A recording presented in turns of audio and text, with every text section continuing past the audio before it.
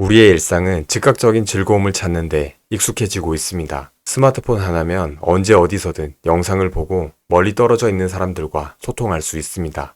쇼핑도 직접 마트나 백화점에 가지 않더라도 터치 몇 번이면 손쉽게 물건을 구매할 수 있습니다. 주문한 물건도 빠르면 하루 만에 택배가 오기도 합니다.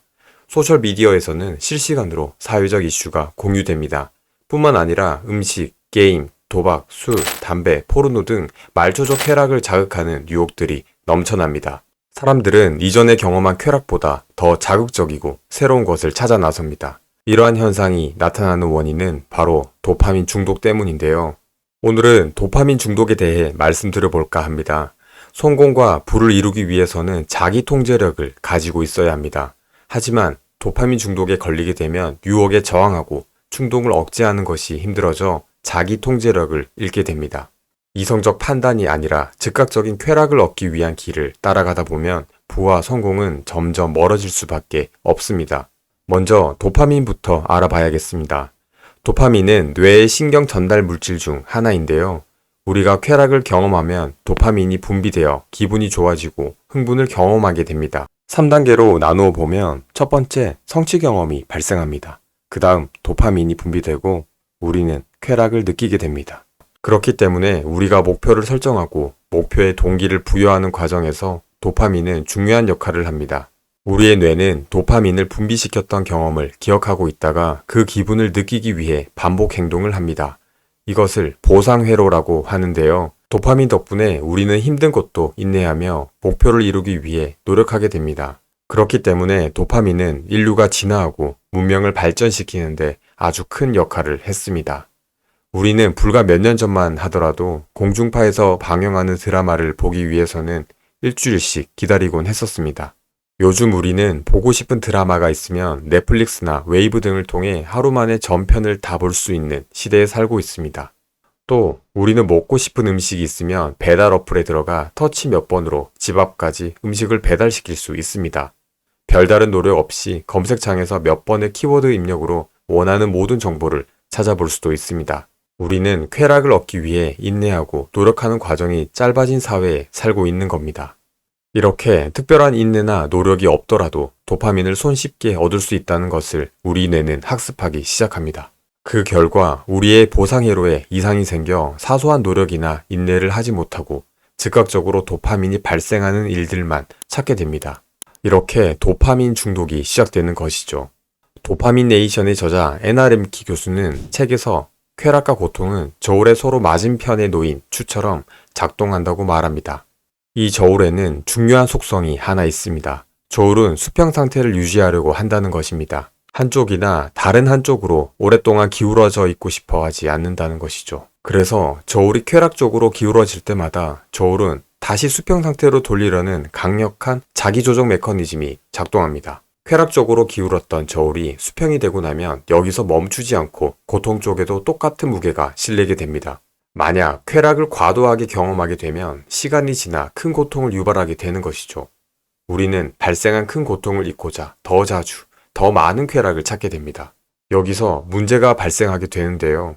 쾌락을 느끼기 위해 중독 대상을 더 필요로 하거나 같은 자극에도 쾌락을 덜 경험하게 되는 내성이 생기게 되는 것입니다.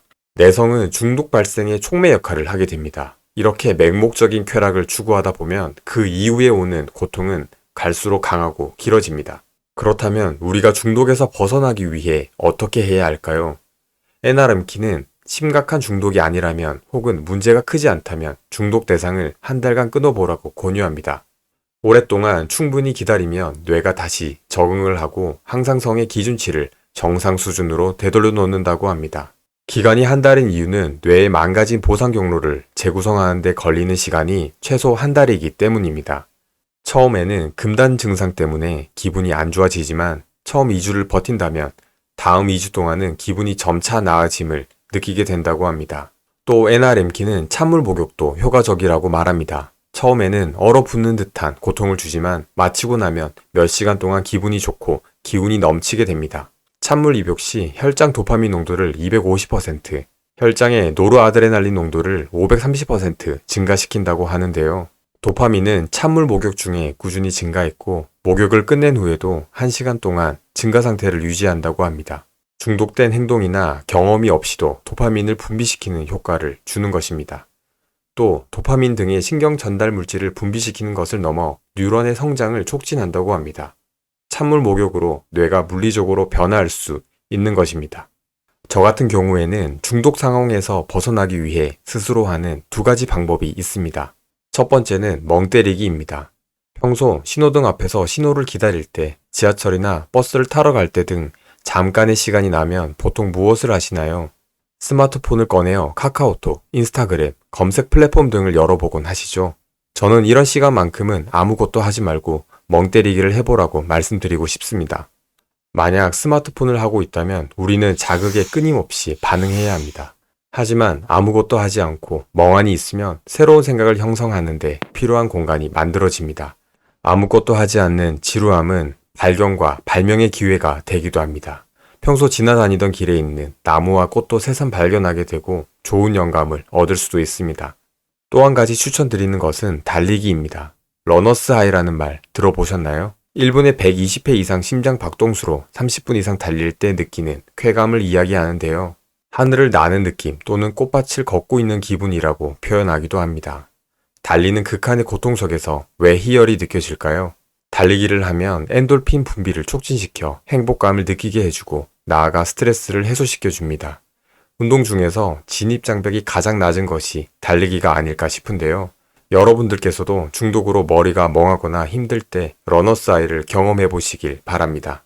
오늘 제가 드리고 싶은 결론은 도파민 중독을 만들어내는 모든 것을 단칼에 끊으세요가 아닙니다. 스마트폰, SNS, 음식 등 도파민을 즉각적으로 발생시키는 환경 속에서 유혹에 저항하고 만족을 지연시킬 수 있는 습관을 갖춰야 된다고 말씀드리고 싶습니다. 또 생산적이고 건강한 방식으로 도파민을 획득하기 위해 노력해야 합니다. 그래야 우리는 꾸준히 성장할 수 있습니다. 혹시 중독의 정도가 심해 스스로 해결할 수 없다고 느껴진다면 주저하지 말고 전문가에게 상담을 받아보는 것도 좋은 방법입니다. 오늘 이 영상을 통해 도파민 중독에 대해 다시 한번 생각해보는 계기가 되길 바랍니다. 감사합니다.